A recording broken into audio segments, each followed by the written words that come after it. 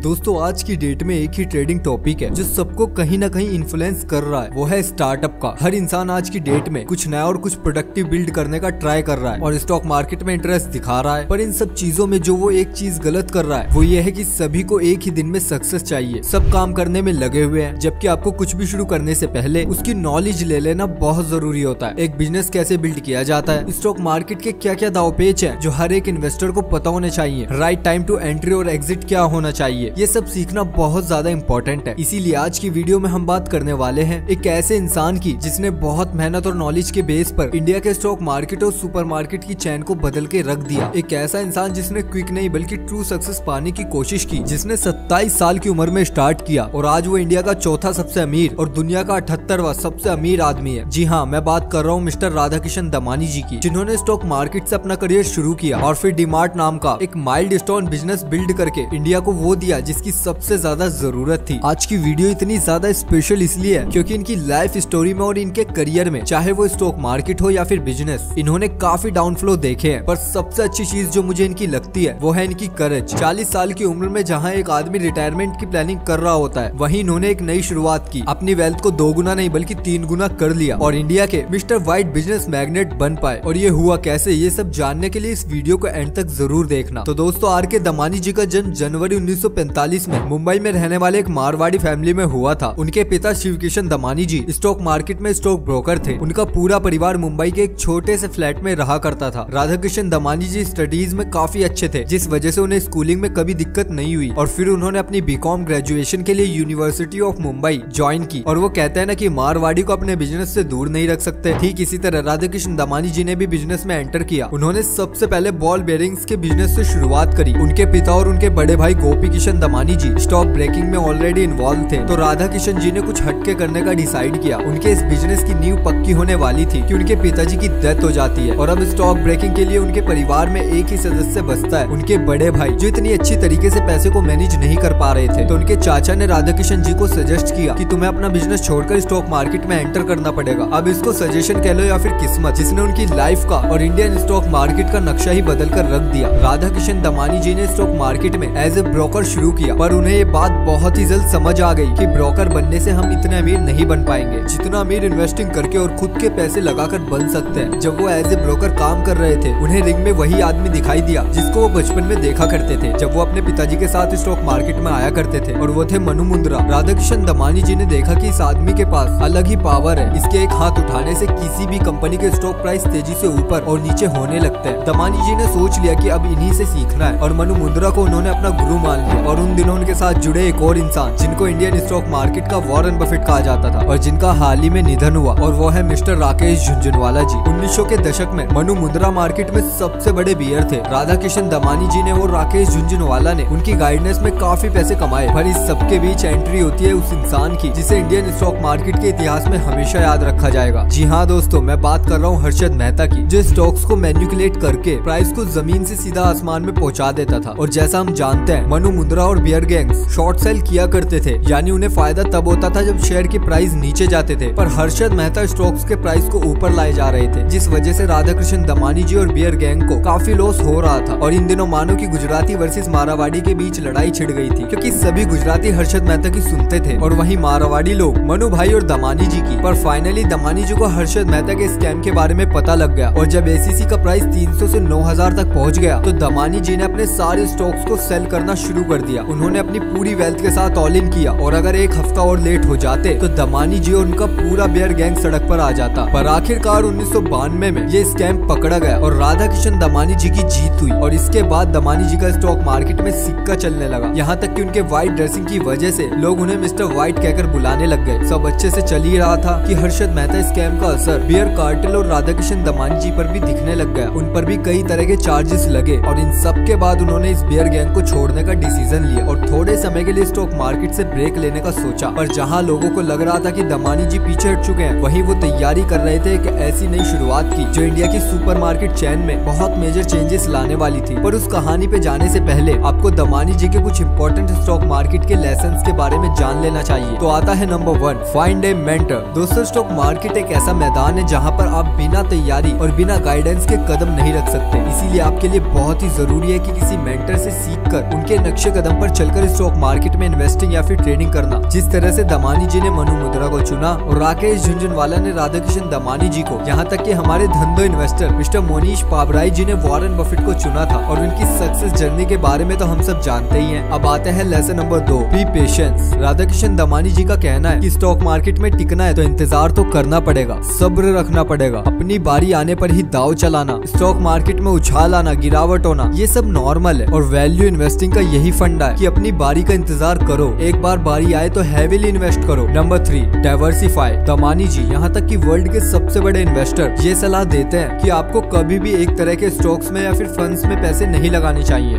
एक beginners investor ये सोचता है कि सारा पैसा एक ही कंपनी में लगाकर अमीर हो जाऊंगा, पर ऐसा नहीं होता। डाइवर्सिफाई करने से आपके लॉस के चांसेस बहुत कम हो जाते हैं। तो दोस्तों अब देखते हैं द राइज ऑफ डीमार्ट। दोस्तों स्टॉक मार्केट की जर्नी चाहे जैसी भी रही हो, पर राधाकिशन दमानी जी ने कभी भी हार नहीं मानी। स्टॉक मार्केट से ब्रेक लेने के बाद उन्हें लगा कि अब उन्हें कोई बिजनेस शुरू कर लेना चाहिए और शुरू से उनका कंज्यूमर रिटेल बिजनेस में काफी इंटरेस्ट था। इसीलिए उन्होंने उस समय के सबसे फेमस कॉर्पोरेटिव स्टोर चेन अपना बाजार में इन्वेस्ट किया। पर दमानी जी को उनके ओनर की सोच और बिजनेस मॉडल अच्छा नहीं लगा, इसीलिए उन्होंने सोच लिया कि अपना खुद का ही स्टोर शुरू करेंगे। उन्होंने यूएस के फेमस कंज्यूमर रिटेल बिजनेस वेलमार्ट को स्टडी किया। वो वेलमार्ट के बारे में जानने के लिए 1-2 बार यूएस भी गए और फाइनली इंडिया वापस आकर उन्होंने मुंबई शहर के पवाई में अपना पहला स्टोर खोला और उसका नाम रखा डीमार्ट। 2002 में सिर्फ एक स्टोर से शुरुआत करी क्योंकि उनके पास ज्यादा स्टोर खोलने के लिए फंड अवेलेबल नहीं थे। पर चाहे स्टॉक मार्केट हो या फिर कंज्यूमर बिजनेस, दमानी जी हमेशा लॉन्ग टर्म की सोचते हैं। इसलिए उन्हें जैसे ही पता चला कि रिसेशन की वजह से थाने और नवी मुंबई में प्रॉपर्टी के रेट सस्ते हो गए हैं, तो उन्होंने प्रॉपर्टी खरीद ली। उन्हें पता था कि टाइम के साथ ये प्लेसेस ग्रो करने वाले हैं, यहाँ पर काफी अर्बन क्राउड आने के चांसेस हैं। हुआ भी बिल्कुल वैसा ही। 2003 और 2004 के बीच डीमार्ट के 3 स्टोर ओपन हो चुके थे। दमानी जी हमेशा ही अपनी फिलोसफी को फॉलो करते थे। लोग क्या कहेंगे, क्या कह रहे हैं, इन सब पर ज्यादा ध्यान नहीं देते थे। इसलिए उन दिनों जहाँ सभी रिटेल मार्केट मॉल की तरफ भाग रहे थे, वहीं दमानी जी अपने प्रिंसिपल्स पर टिके हुए थे और कम कॉस्ट आने की वजह से वो अपने कस्टमर्स को हैवीली डिस्काउंट भी दे पाते थे। अगर आप भी डीमार्ट के स्टोर में विजिट करोगे तो आपको पता चलेगा कि उसमें कुछ ज्यादा खास इंटीरियर नहीं है, लिमिटेड वर्कर्स हैं, पर टॉप क्वालिटी का सामान अवेलेबल है, वो भी हैवीली डिस्काउंट में। और अपनी इसी फिलोसफी की वजह से सिर्फ 9 साल के अंदर यानी कि 2011 तक उनके ऑल ओवर इंडिया में 25 स्टोर्स खुल चुके थे। और आज 2022 में इंडिया में डीमार्ट के टोटल 294 लार्ज फॉर्मेट स्टोर हैं विद अवेलेबल पार्किंग एरिया, जो उन्होंने वेलमार्ट के स्टोर से सीखा। दमानी जी जब तक इस बात को लेकर कन्विंस नहीं हो जाते कि नया स्टोर पुराने स्टोर के मुताबिक हाई प्रॉफिट देगा, तब तक किसी और स्टेट में वो अपना स्टोर नहीं खोलते। और शायद यही सबसे बड़ा रीजन है कि उनका एक भी स्टोर आज तक कभी बंद नहीं हुआ। इस बिजनेस की सबसे अच्छी बात ये है कि इनके मोस्टली स्टोर अब अर्बन एरिया में है, जहाँ पर आदमी को आने जाने के लिए दूर नहीं जाना पड़ता। और इनकी टारगेट ऑडियंस भी मिडिल क्लास और लोअर क्लास के लोग हैं, इसीलिए उनके स्टोर्स में कोई भी आता है तो वो 1-2 नहीं बल्कि बहुत सारा सामान लेकर निकलता है। लोकेशन, प्राइस और प्रोडक्ट को कुछ इस तरीके से सेट किया गया है कि कस्टमर ऑटोमेटिकली खिंचाए और इसी का डीमार्ट को भी फायदा हुआ। दोस्तों किसी भी स्टॉक मार्केट इन्वेस्टर का काम होता है अच्छे बिजनेस को ढूंढना और उन पर पैसे लगाना, पर राधाकिशन दमानी जी इंडिया के वो गोल्डन आर्म है जिन्होंने स्टॉक मार्केट में अच्छे बिजनेस को ढूंढा ही नहीं बल्कि खुद एक मल्टी बिलियन बिजनेस बिल्ड करके दिखाया। अपनी ऑर्गेनिक ग्रोथ और अपने पैशन की वजह से डीमार्ट या फिर एवेन्यू सुपर मार्केट के स्टॉक प्राइस को 2017 में 600 रुपए से लेकर आज 4000 रुपए तक ले आए और पिछले 10 सालों में उनकी वेल्थ $7 बिलियन